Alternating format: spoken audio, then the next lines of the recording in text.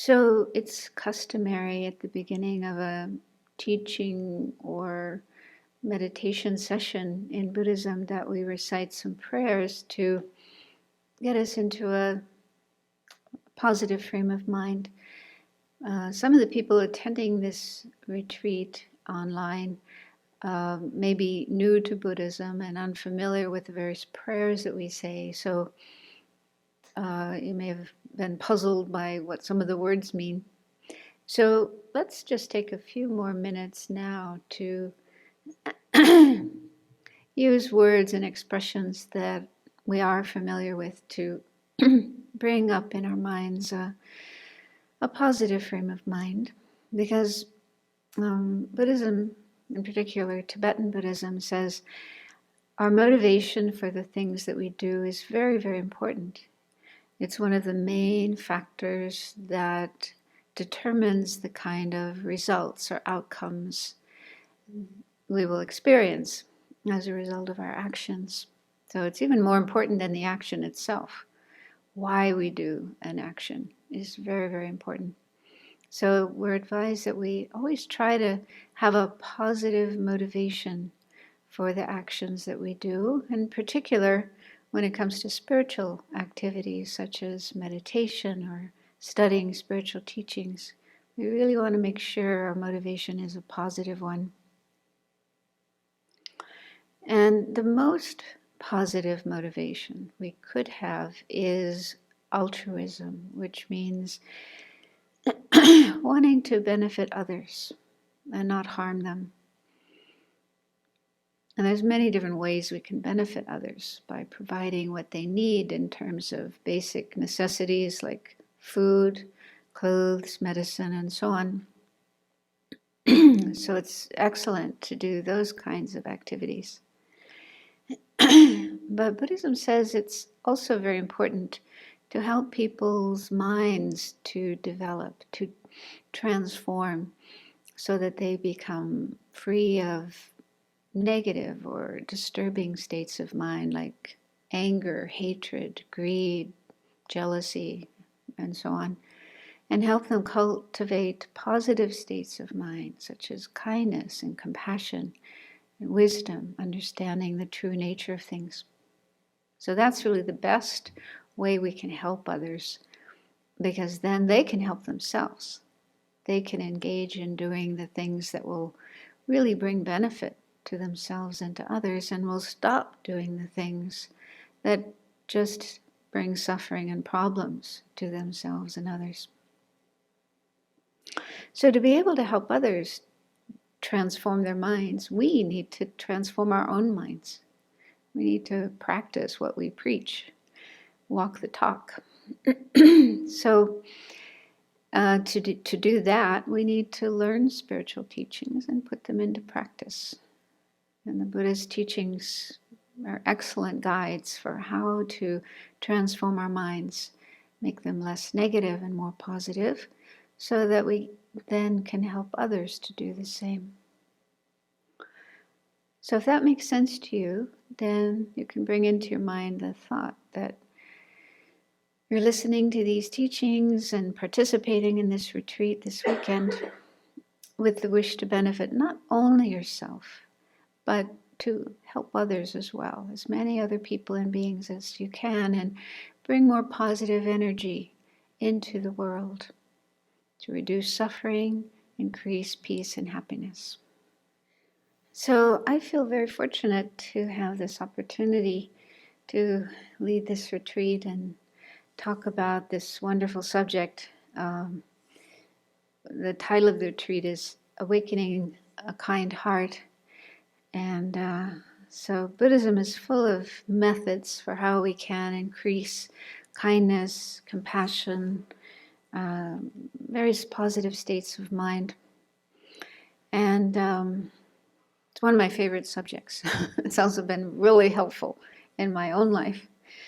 And I'm basing this retreat on a book that I feel funny saying write, because it's more like I compiled things that I've learned from my teachers over the years and just put them together in a book.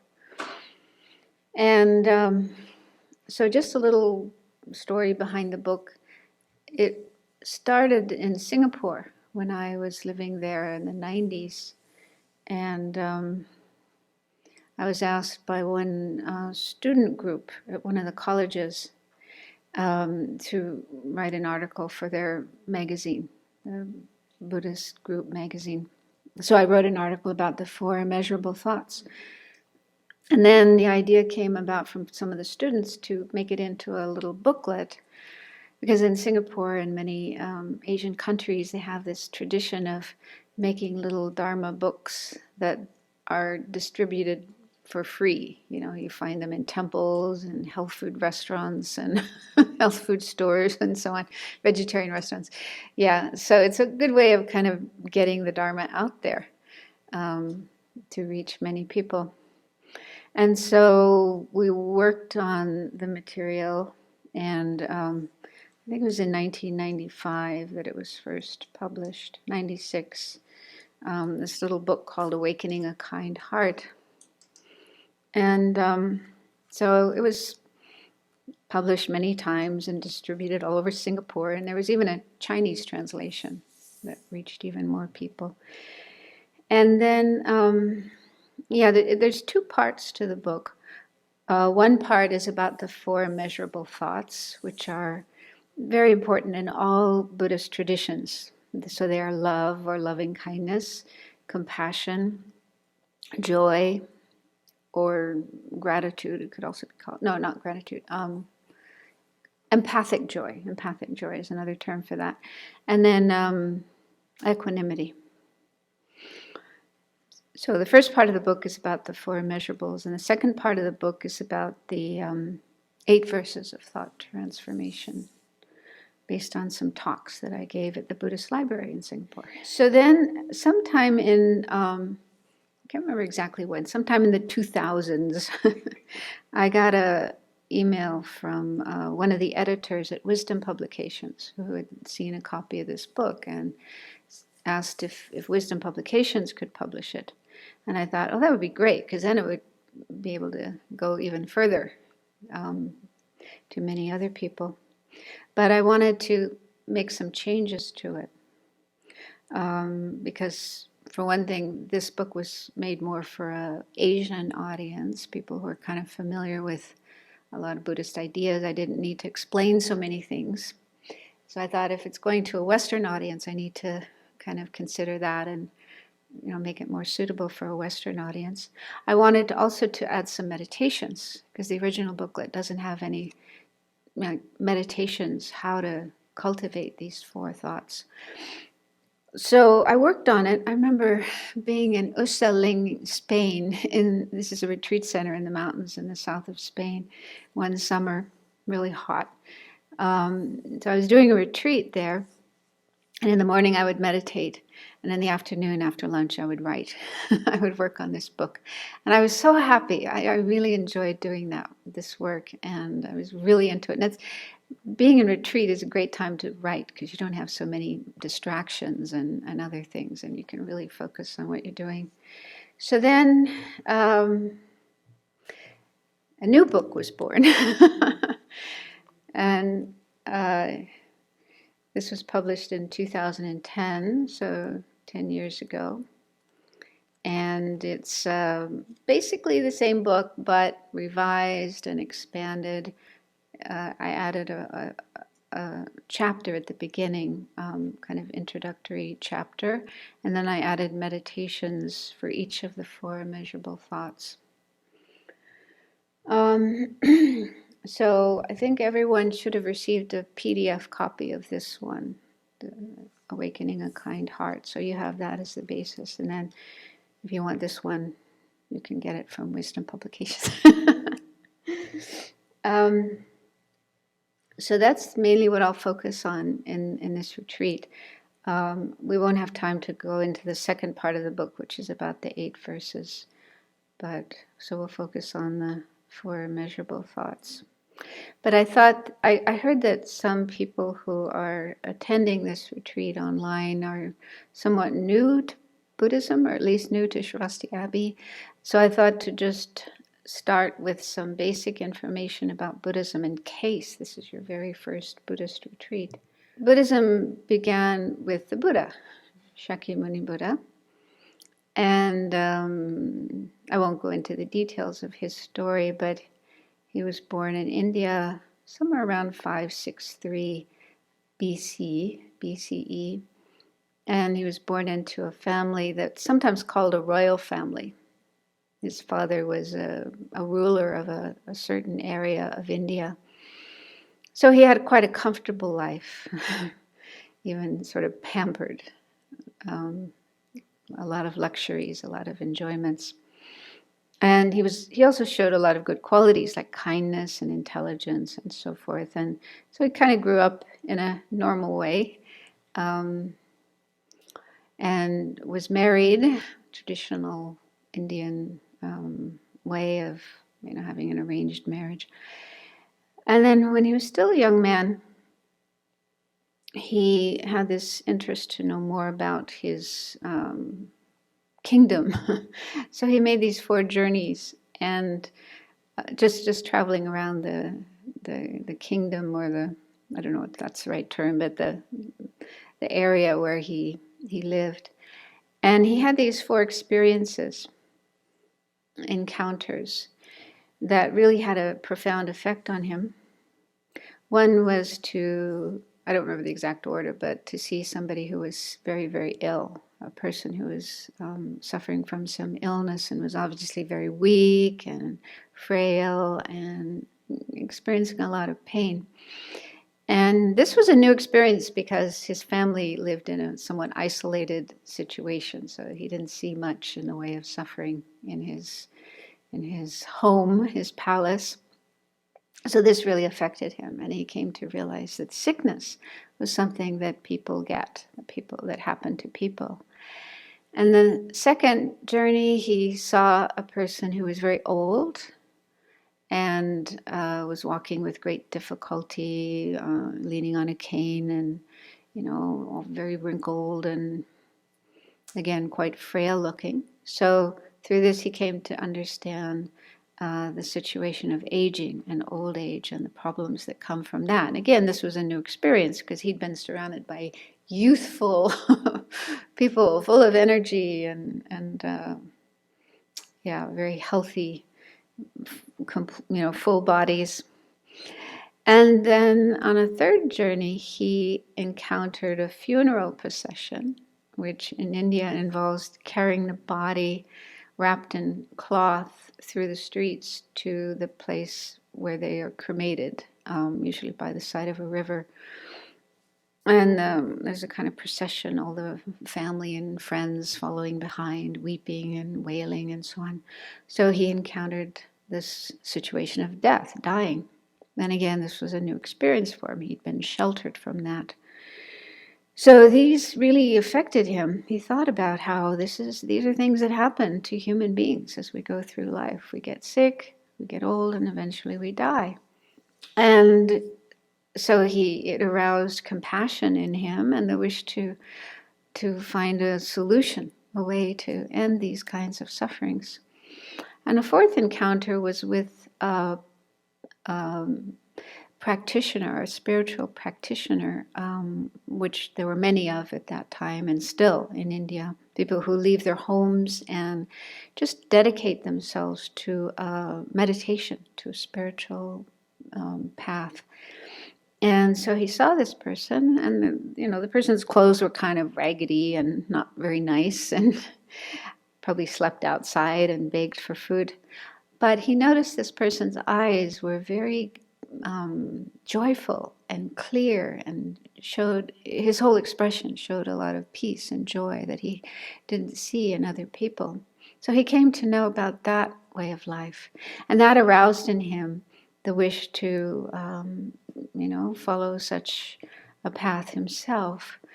And when he presented this idea to his father was completely opposed because I think he was the only son, and the father hoped that his son would, inherit the kingdom in his place. So he had to sneak out. He had to run away from home, basically, in the middle of the night when everybody was asleep. And so he went into the forest and joined other religious practitioners, studied with a number of teachers to learn, meditation and other kinds of practices. So he spent 6 years in very intense and very harsh conditions, just sleeping outdoors and eating almost nothing and almost dying. There's a famous statue of the Buddha in Lahore, Pakistan, showing him with, basically just skin and bones. So he was just so dedicated to his practice of meditation and not at all wanting to pamper himself. But then he realized that was not helping him. He was on the verge of dying, and he still hadn't attained what he was looking for.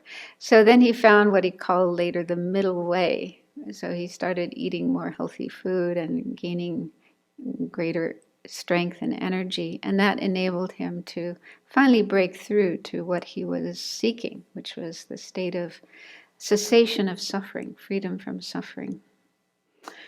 And this is what we call enlightenment. The term Buddha means awakened one or enlightened one, someone who has attained this state of awakening. And it's not really easy to understand enlightenment because you have to be there. You have to attain it to really understand it. But one way of understanding it is my name, Sangye Khadro, the first part of my name, Sangye, is the Tibetan term for Buddha. And it has 2 syllables. Sang means clear or pure. And it refers to the Buddha's mind, enlightened mind, being totally free, totally pure of all that is negative, that is mistaken, that is disturbing and harmful. So all the afflictive emotions like anger and greed and jealousy and pride and also ignorance. Ignorance is said to be the root of all disturbances and all suffering. So Buddha's mind is totally free of all those negative or harmful or disturbing aspects. And that's the meaning of sang. And then gye means like expanded or increased. And that refers to a Buddha's mind being totally developed in the positive aspects of the mind, the positive qualities of the mind, such as compassion and loving kindness and joy and equanimity, like these 4 immeasurable thoughts, and also wisdom and generosity and patience. There's many positive qualities of the mind. And in the mind of a Buddha, these have been totally developed to their highest degree, the highest point, like perfect love, perfect compassion. And they're present all the time, not coming and going like in our minds. Sometimes we're clear and sometimes we're cloudy. Sometimes we feel love and sometimes we feel hatred. But in the mind of a Buddha, these positive qualities are always there in the most fully developed form. So that gives you some idea of what it means to be enlightened or awakened, what a Buddha's mind is like. It's totally free of everything negative and totally developed in everything positive. And the wonderful thing is in Buddhism, it's said that it's not just special people who can do this. It's not like Buddha is one of a kind, but rather everyone has the ability and the potential to bring their mind to that state. And this is what we call Buddha nature. Buddha nature refers to the potential that lies within our own mind to transform our mind totally, free our mind from everything negative, everything that causes suffering, and develop everything that is positive and brings happiness and peace. So we all have the ability and the potential to reach enlightenment as well. That's what we call Buddha nature. So after attaining enlightenment, the Buddha spent the remaining years of his life, which was, I think, 45 years, until he passed away, teaching others. And he didn't sort of push people That's very much not the Buddhist way, is to sort of stand on street corners or ring doorbells and, try to, get them to convert. But he would just walk around and meet people. And, many people felt, well, there's something special about this guy, and would ask him for teachings. So that's how he began to teach. And then people became his followers. And some people became his followers just because they were very attracted by what he said. But some, just by hearing his words, even the very first time they heard his teachings, gained realizations. So they too gained at least some initial insight into the truth of the Buddha's teachings. So it said that he gained, I don't know how many, I don't know if there's really a number, how many followers he gained, thousands probably, maybe millions at that time. And then, of course, after he passed away, his followers continued to teach. So that's how Buddhism came about. Then as for his teachings, again, he taught 45 years, and that's a long time if you compare it to Jesus, who taught for 3 years. So we have, the Bible. And even in the Bible, only part of it is the New Testament containing the teachings of Jesus. So the Buddha's words fill many, many, many books. In the Tibetan tradition, we have 108 volumes of the Buddha's words. Big fat ones, not skinny ones. So there's a lot of teachings that the Buddha gave. But the very first teaching he gave kind of summarizes the main message of his whole career of teaching. And in that teaching, he taught the Four Noble Truths. So the Four Noble Truths is a really good formula. It's only 4 things. It's easy to remember. And it sort of contains the essence of his whole message, his whole teachings. So I'm sure many of you have heard these or read these, but I'll just repeat them again. And in a way, they're simple because there's just 4 things and they're not that difficult to understand. But in another way, they're really profound. We could spend our entire life continuing to learn about, read about, think about, and meditate on the Four Noble Truths to really understand them. So the first one is the truth of suffering, or true suffering, it's sometimes called. And this simply means that as ordinary beings like us and other people in the world, and other kinds of beings as well, like animals, those of us who are not yet enlightened, who haven't yet manifested our Buddha nature, fulfilled our Buddha potential, we experience suffering. And the term suffering is a little problematic because for many people it connotes really heavy, horrible experiences like, war and cancer and losing a loved one and so on. But a better translation might be unsatisfactoriness or dissatisfaction. The term dukkha, that's the Sanskrit and Pali term dukkha, really has more of that connotation of just anything that's not fully satisfying and pleasant. And so there's a whole range of different experiences that come under this category of dukkha.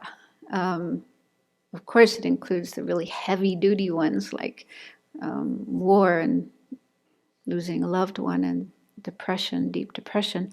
But it can also include just little ones, like getting a thorn in your finger, having a little bit of a tummy ache, being a little bit cold or a little bit hot, feeling some discomfort in your body when you're sitting or standing. So any kind of physical experience that's unpleasant, something we don't want, we want to get away from, can be included in this term dukkha.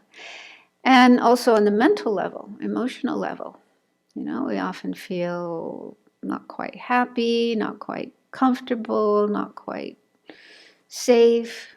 So any kind of even minor unpleasant feeling, uncomfortable feeling, unhappy feeling, or even boredom, restlessness, that's also included in dukkha. So there's many different kinds of experiences, but we don't go a day without experiencing some kind of dukkha. And in fact, even an hour, even a minute. Like, for example, right now we're sitting, I think most of us, at least here, we're all sitting down. And when we sit down, usually it feels comfortable, especially if we've been on our feet for a while. It feels good to sit down, rest your legs. But how long does it feel good before it starts feeling uncomfortable? You have some kind of cramp or just a little unpleasant feeling somewhere. And often we don't even notice this, but if you pay attention, you'll see that your body is moving quite a lot. Yeah, because we're trying to find a more comfortable position. Whatever position we started with starts to get uncomfortable somewhere, back or legs or neck. So we move to get away from that uncomfortable feeling and find one that's more comfortable. And this can go on, especially when you're trying to meditate, trying to sit still.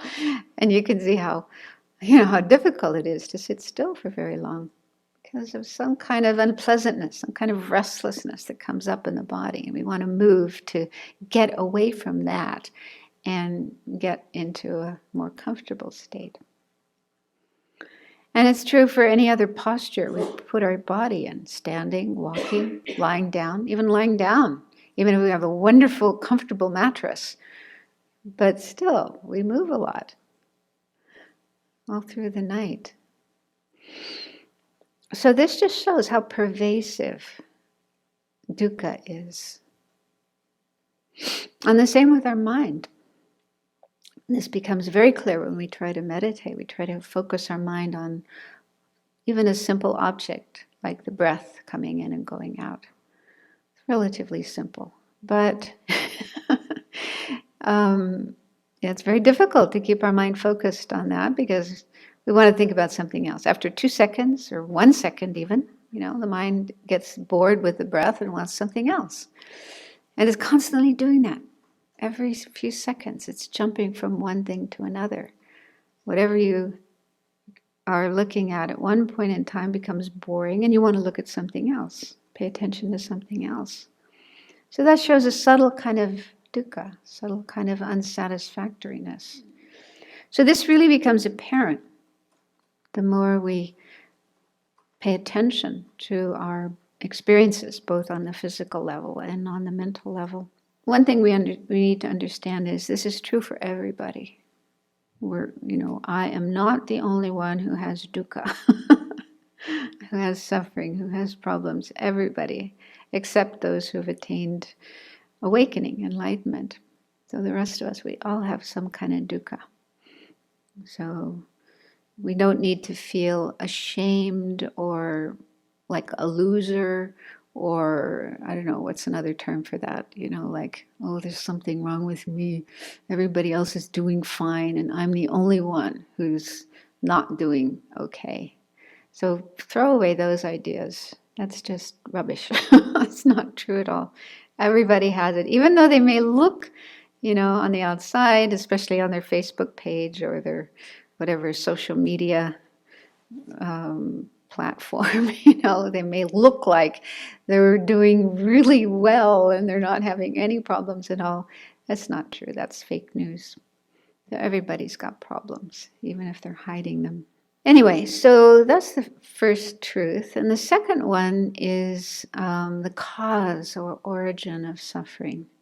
So suffering is something that isn't permanent, always there. It comes and goes. It's occasional, transitory. So why does it sometimes come and sometimes not? Sometimes there, sometimes not. So there are causes and conditions that give rise to suffering, to dukkha.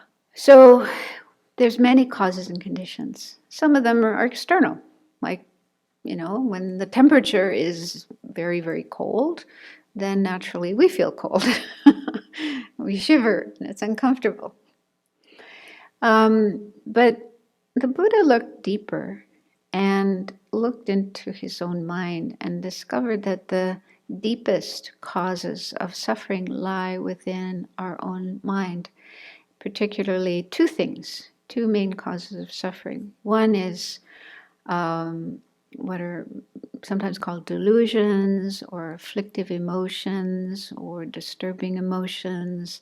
The term in Sanskrit and Pali is klesha.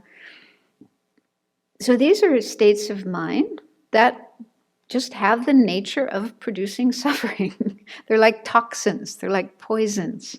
Just as a poison, when it gets into the body, it makes us sick and may even cause us to die. It's just the nature. So we have these mental toxins, mental poisons, which when they arise in our mind, make our mind disturbed, unpeaceful, unhappy, and therefore they produce suffering. They produce suffering in an immediate sense. As soon as they are there in the mind, they make the mind agitated, not peaceful. So there's that subtle kind of suffering. But they also produce suffering in a more long-term sense, because when these states of mind arise, and if we don't know how to deal with them, we don't know how to manage them, our mind gets caught up in them, and they can motivate us to do certain actions. And the actions we do when we are under the influence of these mental toxins are usually harmful actions. For example, killing. The Buddha mentioned a number of actions or behaviors that are particularly problematic and bring suffering, like killing and stealing and lying. It's quite similar to other religions, other spiritual traditions. So when a person does one of those unwise or unskillful actions, it's usually motivated by delusions in the mind. And then when we do those actions, like killing, I mean, that's kind of an extreme one. Well, let's say take lying. That's probably more common.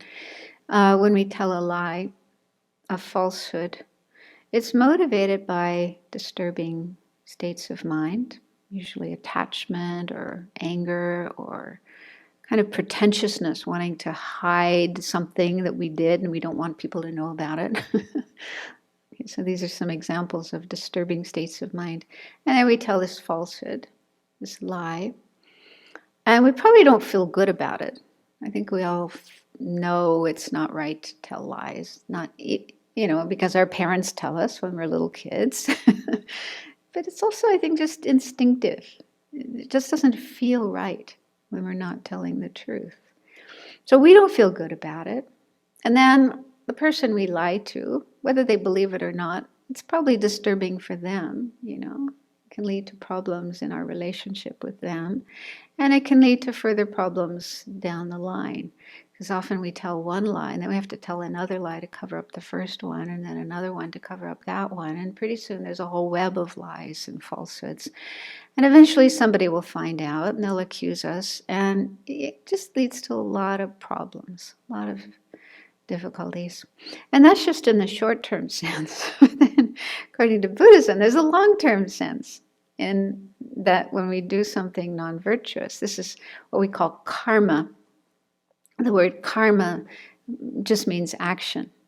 So when we do an action that is non-virtuous or, unwise, unskillful, it leaves an imprint in our mind, a subtle imprint in our mind that if we don't do something to clear it out, purify it, later on, maybe in this life, maybe in a future life, it will lead to other problems as well. So there can be a whole chain, a whole, continuation of problems arising from just one single action, one lie that was brought about because of our mind being caught up in disturbing emotions, delusions. So this is the Buddhist explanation of the real origin of suffering, where suffering comes from. So the main causes of suffering are these two things. One is the disturbing emotions, delusions, klesha, and then the actions or karma we do under the influence of disturbing emotions. So this is something the Buddha saw in his own experience when he was meditating. And this was, an important part of his teachings, because his teaching, the reason he taught was because he was concerned about people and living beings. He wanted them to be free of suffering. And he could see that they are the creators of their own suffering. If they get caught up in greed and hatred and ignorance, and then they act under the motivation of those disturbing states of mind, they create karma, and then they create this whole cycle of suffering that affects them in this life, but also future lives as well.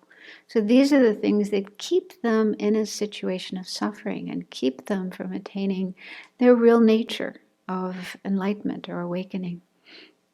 So this was an important part of his teaching, explaining to people that if you want to be free of suffering, you have to work on these two things, disturbing emotions and karma. Now, the easier one is karma. It's harder to stop disturbing emotions from coming up in our mind, but we can at least stop ourselves from acting on them.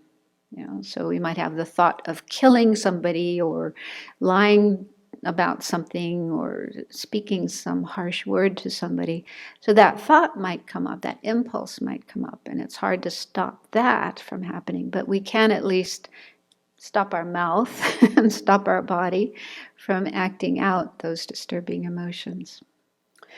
So anyway, that's a little bit about the second noble truth.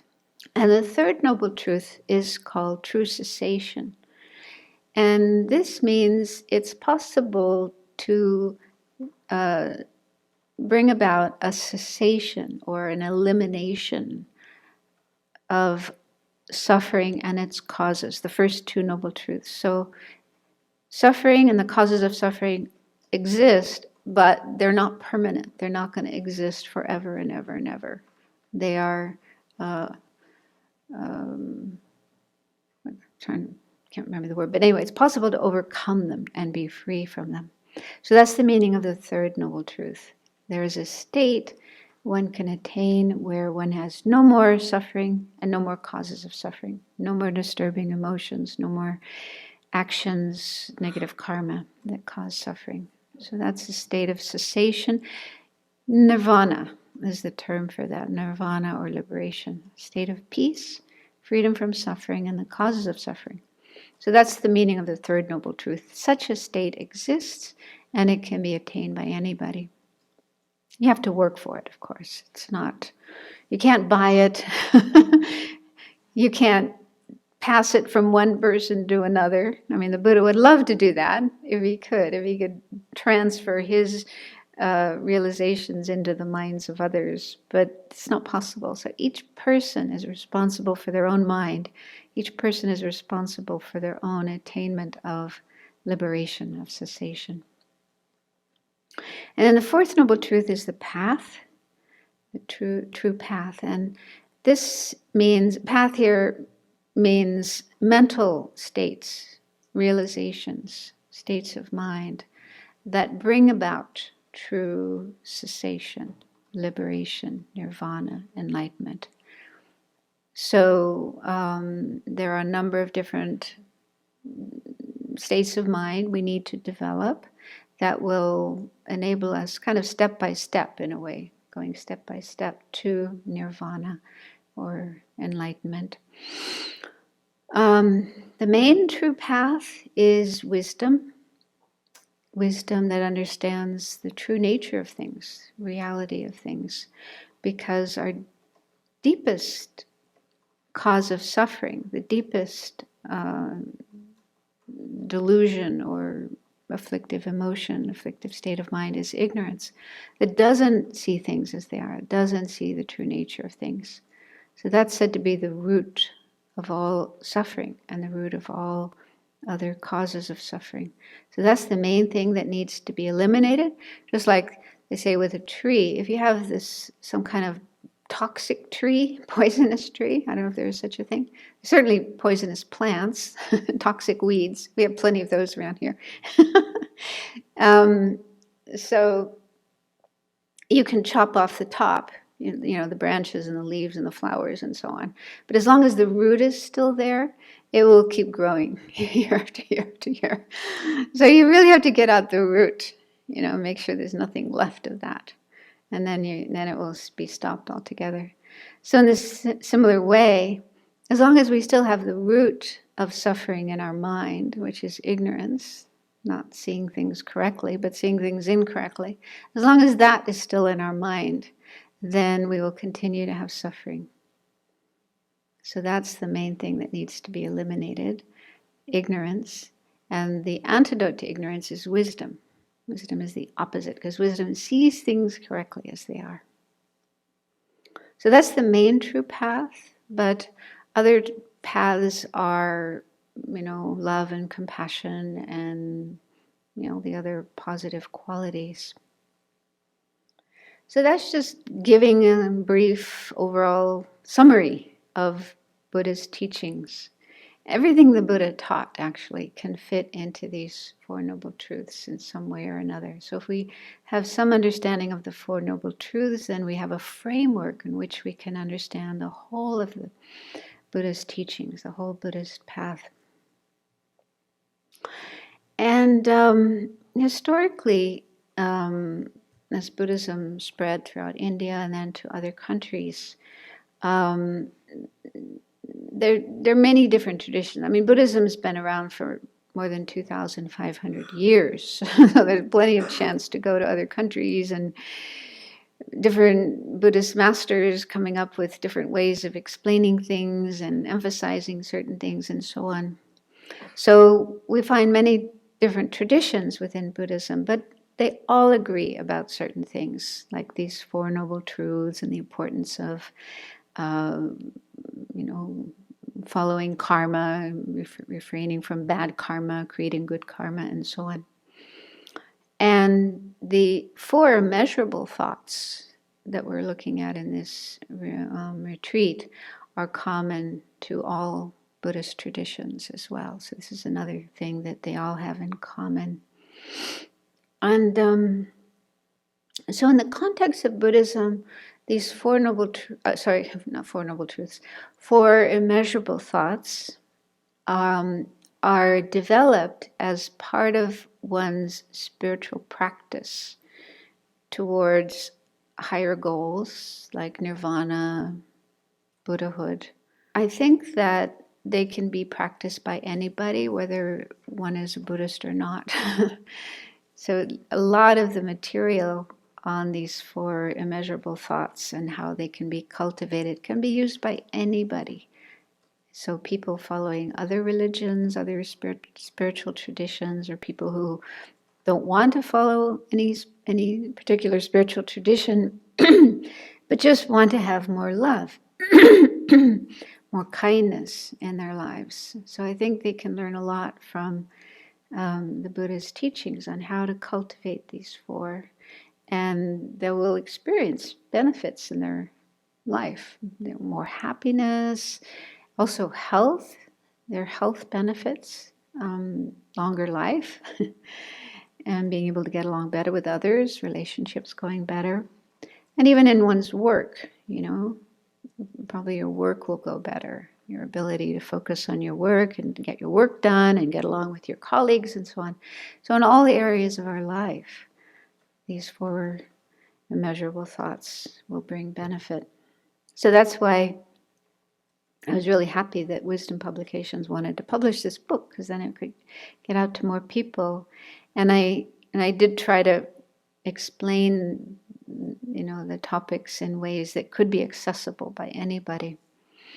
And also, at the time when I was, working on the book, I didn't have so much access to materials. Like within Tibetan Buddhism, we have the prayer of the four immeasurable thoughts, and there's a few different versions of that, a shorter one, a longer one. But it's not so, I didn't find it easy to find actual materials about the four immeasurable thoughts, what they mean and so on. There's more material in the Theravada tradition. I mean, there might be material that just hasn't been translated into English. But there's much more in the Theravada tradition of Buddhism.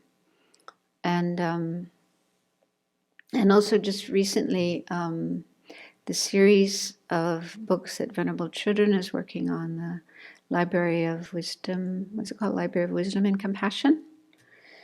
So, Volume 5, which just got published recently, is called In Praise of Great Compassion. And the very first chapter of that book is about the four immeasurables. So that's a really wonderful source. But most of it is from the Pali tradition, from the Pali canon. And then there's a little bit from the Mahayana and the Vajrayana. So in the revised and expanded version of the book, the first chapter, which isn't found in the smaller version of the book, is more introductory to the whole topic. The title of the chapter is "It's Time to Change Your Mind."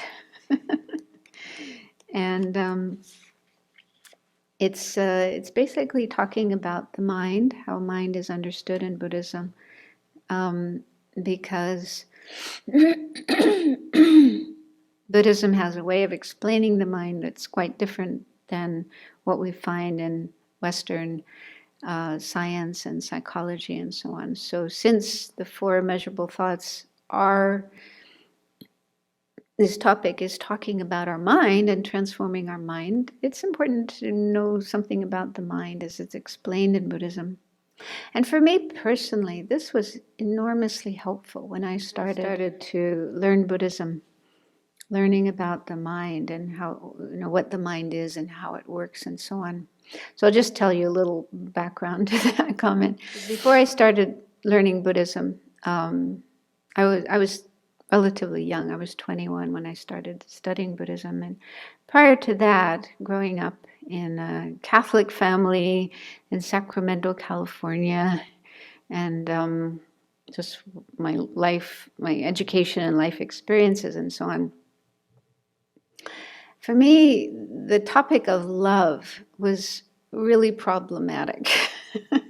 And it's probably true for many people as well, because there's so much talk about love, all the songs and the movies and the romantic novels and so forth, and especially when you become a teenager and everyone's starting to date and so on. So this thing about love was really troubling for me.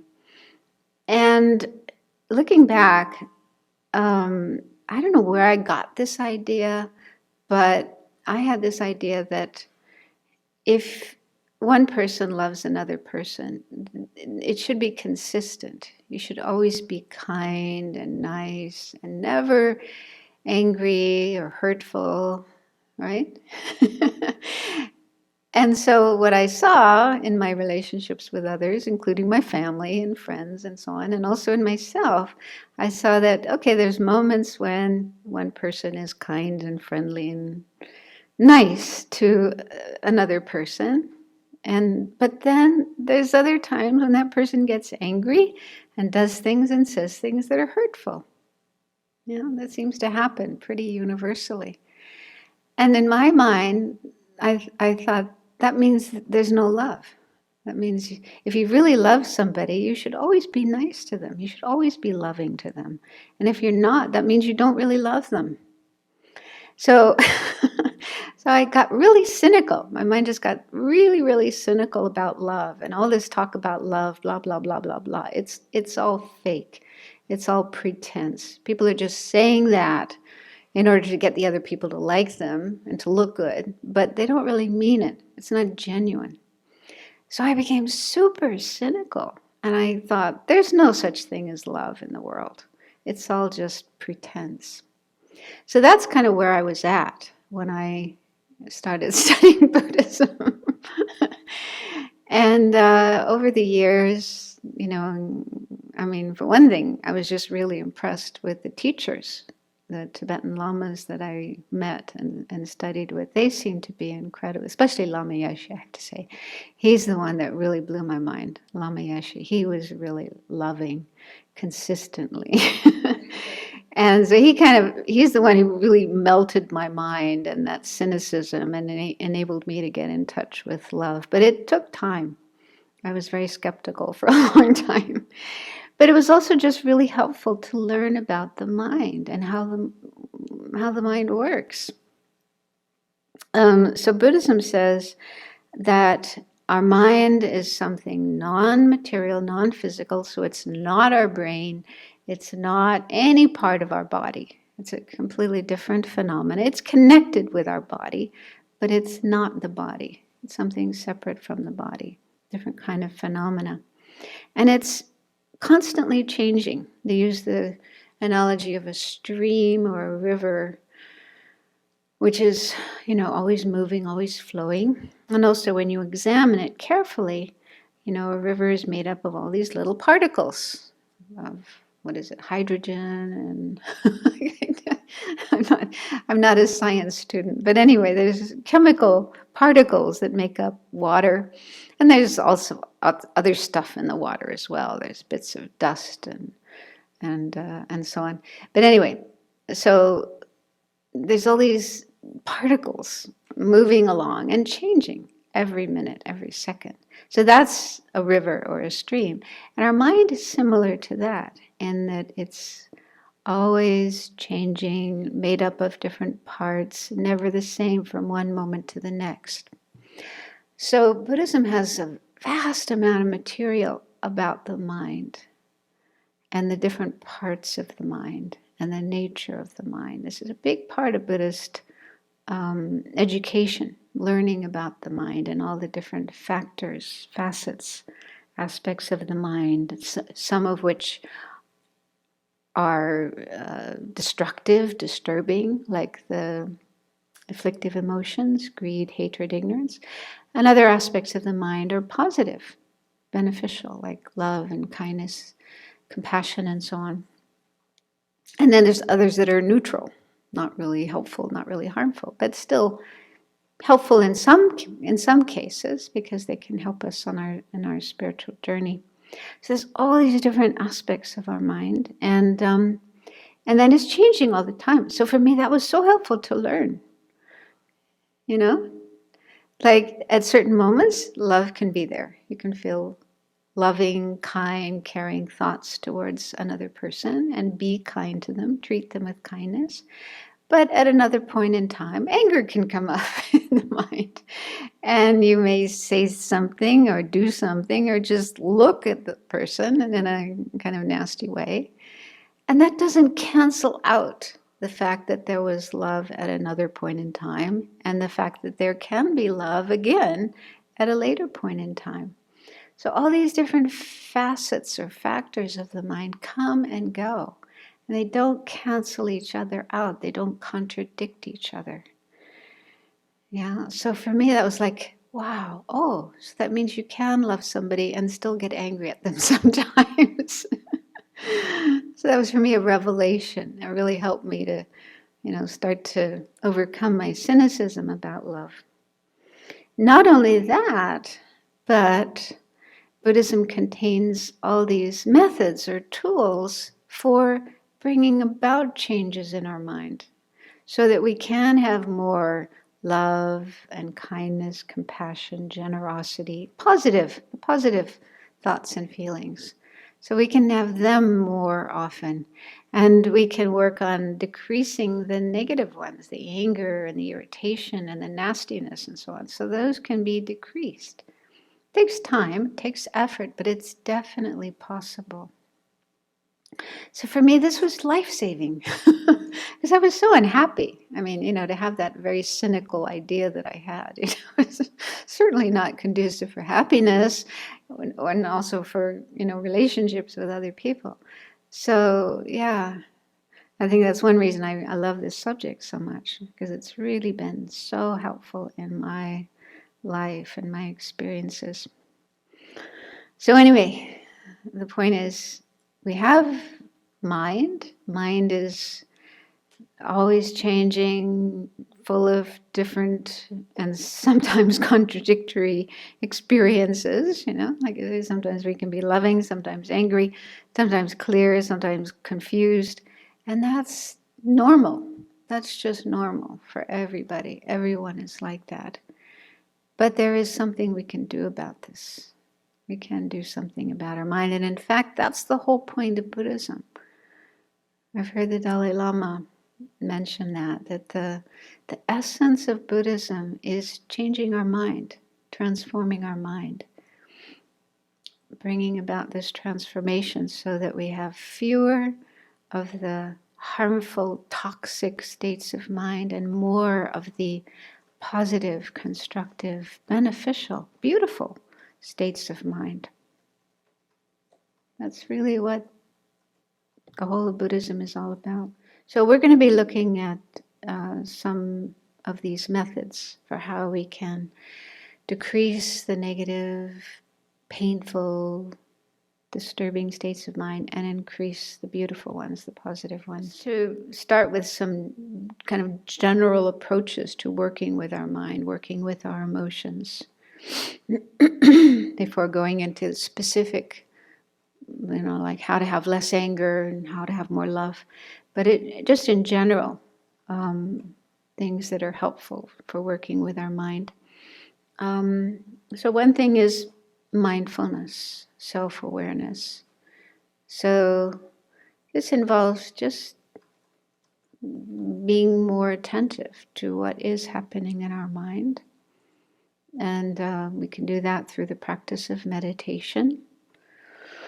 But also in our daily life, most of the time we're not meditating formally. So when we're doing other things, working and talking to people, walking around and so on. So at those times, there's still a lot going on in our mind, different thoughts, different emotions. So just developing this ability to notice what's going on in our mind, pay attention.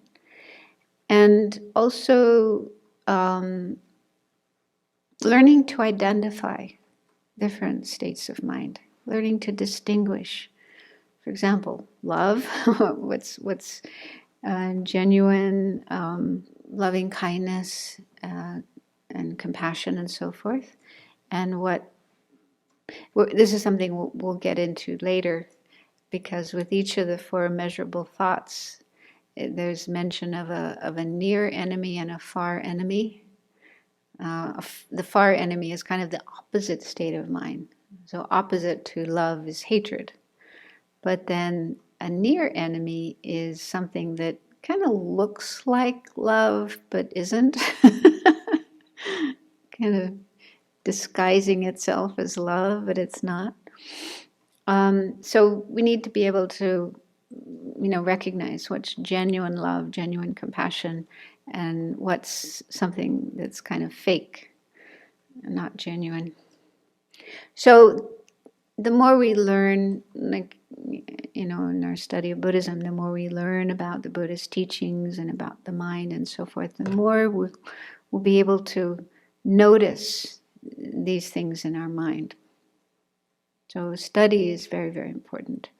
Study and also putting it into practice through the practice, like formal meditation, but also in our daily life.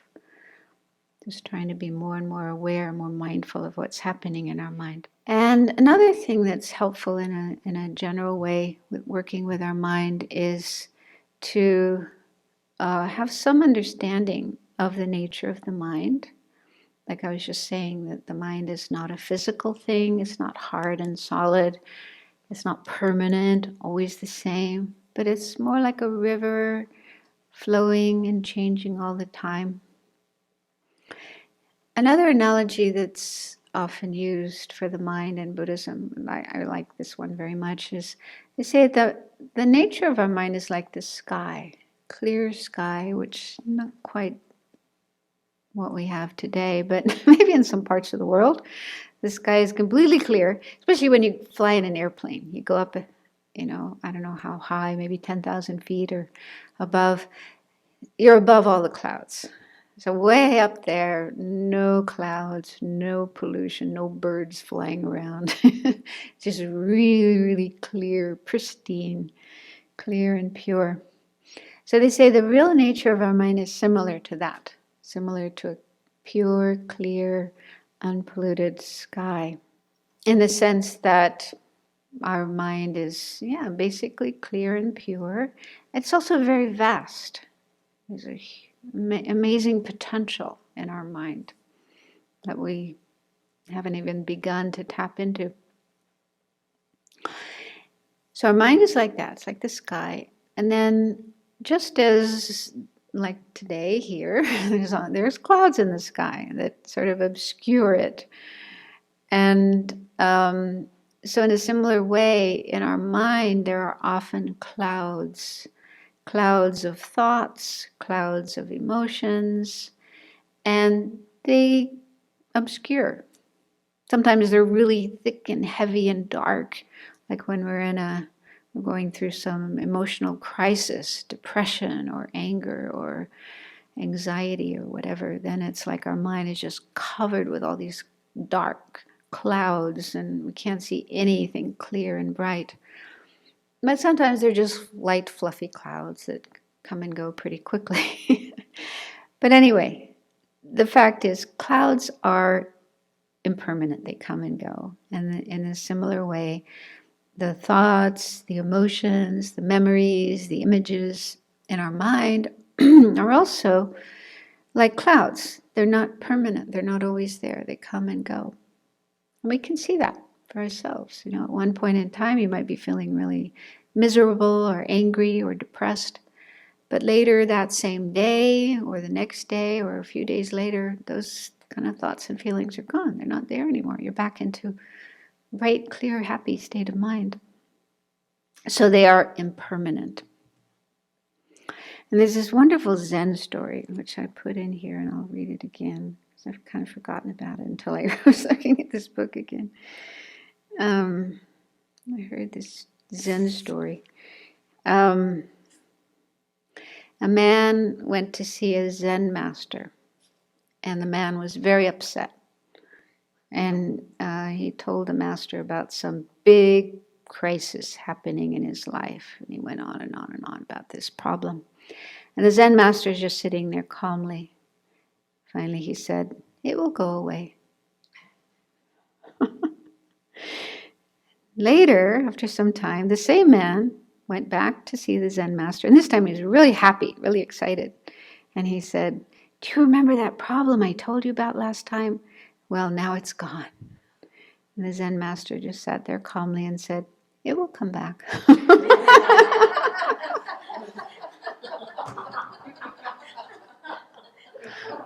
Doesn't that sound like the story of our life? Up and down, up and down. Yeah, so eventually the ups and downs get less extreme. They kind of become just little waves, and eventually we're able to be calm like the Zen master, just watching these waves coming and going in our mind, or the clouds coming and going in our mind, and not taking them so seriously, knowing that they are transitory, they are impermanent, they're not going to last. So that itself is so helpful, just to remind ourselves about the nature of our mind. It's like the sky, and the different thoughts and emotions and memories are like clouds, or like waves. That's another analogy, waves on the surface of the ocean. You know, sometimes they can be really big and violent, and other times you're just calm little, bumps. So after some time, you don't get so caught up in the clouds or the waves, and you can just keep your cool, keep your calm. But it takes time. One thing we need to remember, understanding these things intellectually isn't so difficult, but putting them into practice, actually living them, that takes time. But it does work, I can tell you, I can assure you. I've had plenty of huge crises, ups and downs, and buckets of tears, and sitting on my meditation cushion, just pouring. And it gets better. Yeah. You may even go a couple of years without so many tears, and then poof again. So another thing that's really helpful when dealing with the thoughts and emotions is to learn to de-identify with them. Because our tendency is often to identify with the contents of our mind. And I don't think we do this deliberately, consciously. It's just a habit we have. For when anger comes up in our mind, it's just this automatic, I am angry. When happiness comes up, I am happy. So whatever state of mind, whether it's pleasant or unpleasant, positive or negative, we just tend to identify with that. That's me. That's who I am. It's just an automatic process. So again, the more we contemplate and get used to the nature of our mind and, the thoughts and the emotions being like clouds, like waves coming and going, we can learn to de-identify, not identify, but just see them as states of mind, transitory states of mind that come and go and do not last. So that's really helpful too. And one way we can do that to really make it kind of strong is when we do notice a state of mind, especially one of the negative ones, the disturbing ones like anger, just to say to ourselves, anger is in my mind rather than I am angry. Or sadness is in my mind rather than I am sad. Or joy is in my mind rather than I am joyful. So even the positive ones, they're transitory too, unfortunately, which can be a problem because when we have some really happy state of mind, then we may think, oh, finally, I've got it. I've got this happiness I've been looking for all my life. No, it's there. It's going to last. It's going to be there forever and ever and ever. But the next day, boom, like the Zen master, Or we have what we call a good meditation. We really want a meditation session in which our mind is calm and clear and focused, and we feel really happy to be sitting there and meditating. And then we think, finally, I've gotten somewhere. It's going to be like this from now on. Every session is going to be like this. Is that true? No, sorry. That's up and down too. So just seeing that these are states of mind, whether positive or unpositive, painful, disturbing, they're just temporary, transitory states of mind that come and go. They're not me. They're not who I am. So try to get the I out of the way. The ego, the I that wants the good ones and doesn't want the bad ones. Just put that one aside and just understand how the mind works and not identify with its contents. Another important thing is try to not be judgmental about the contents of your mind. Now, this is particularly important for us Westerners. Tibetans don't seem to have this problem, as far as I can see.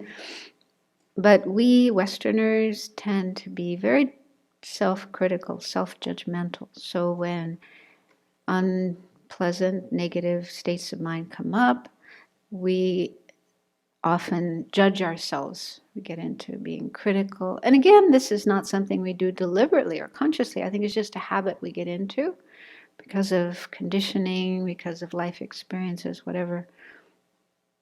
So it's important to understand that is not helpful.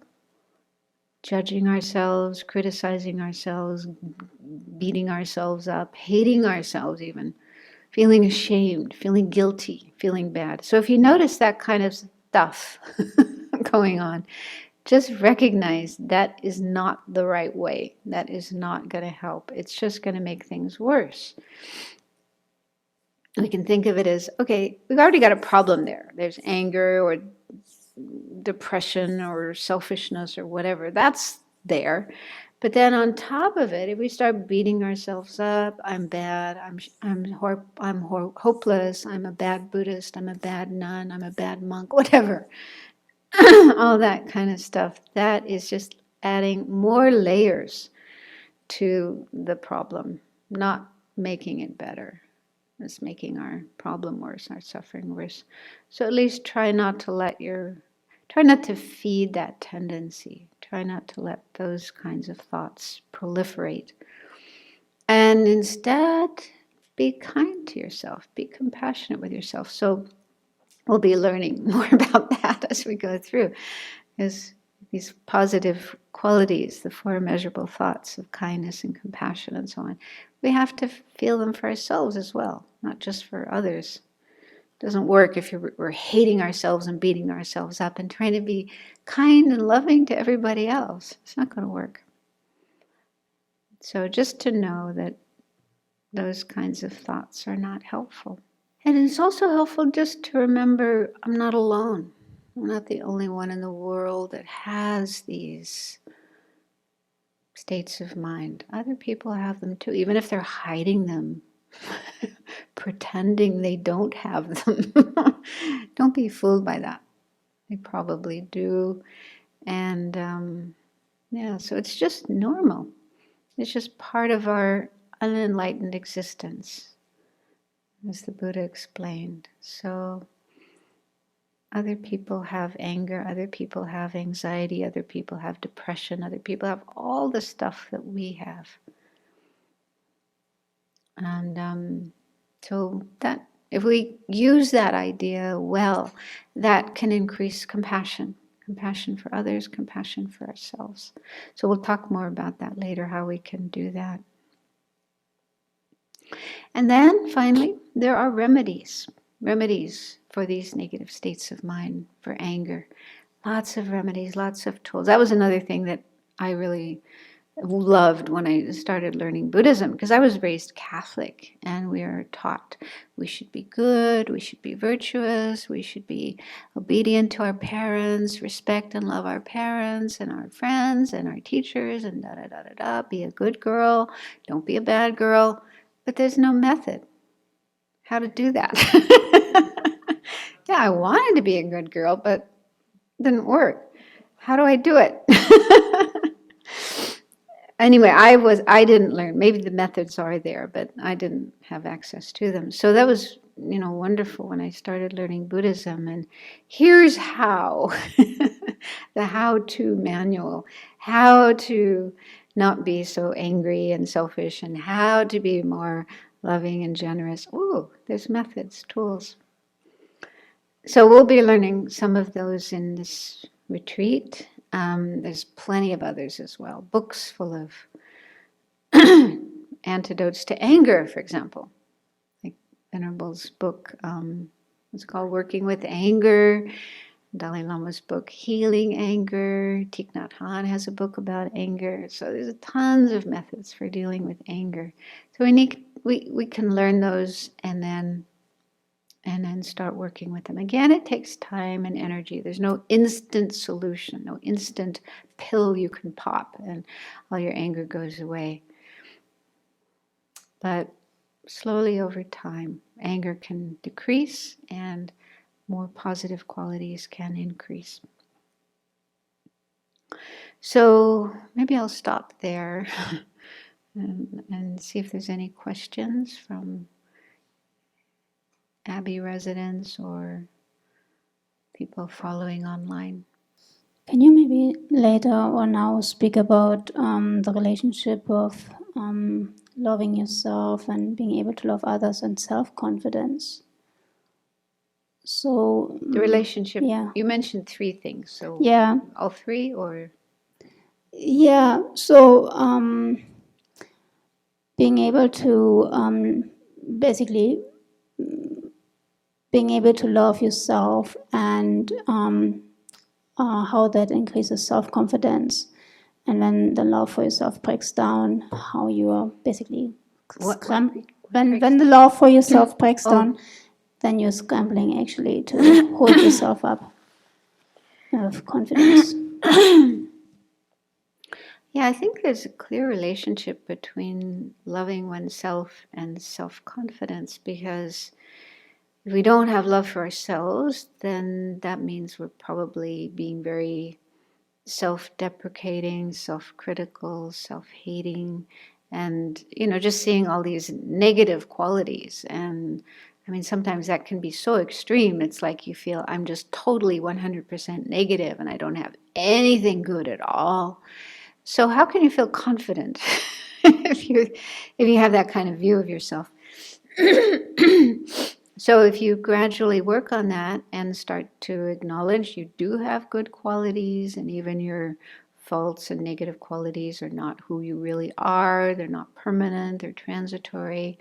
So slowly, by being more loving and compassionate to yourself, then naturally you feel better about yourself.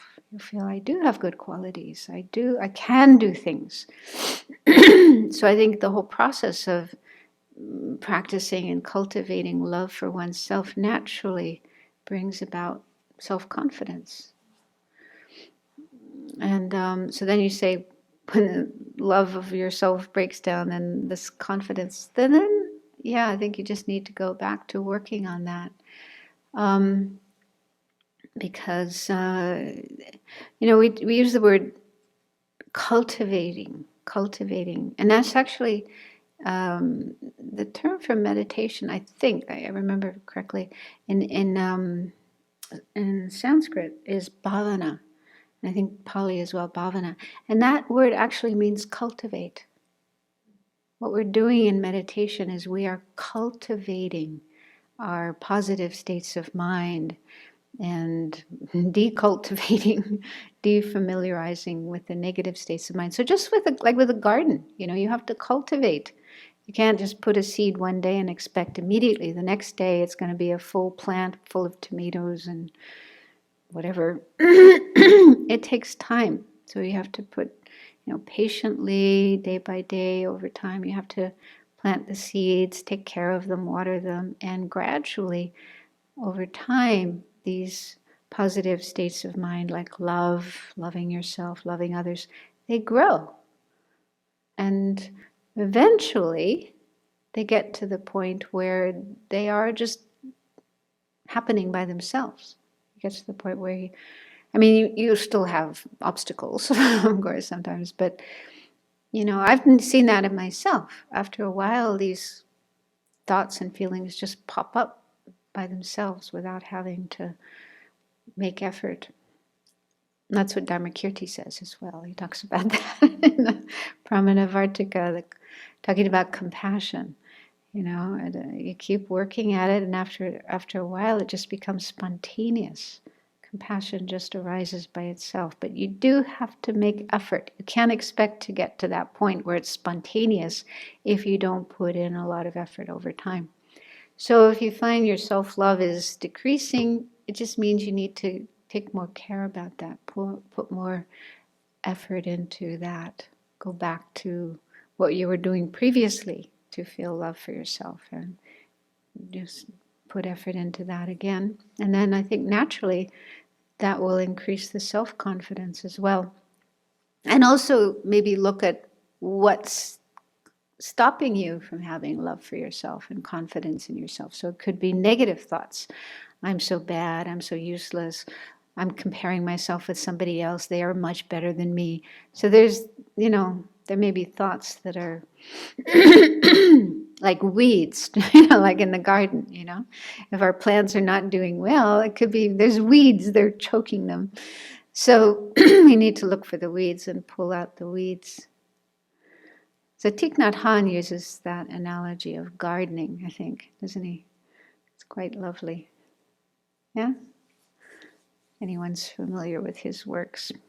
So we're cultivating a garden of beautiful qualities in our mind. And just like with a normal garden, we have to put in a lot of time and energy and care and look out for the weeds or, other things, bugs, birds, turkeys, rabbits. So the things that might interfere with our garden, we have to protect against those.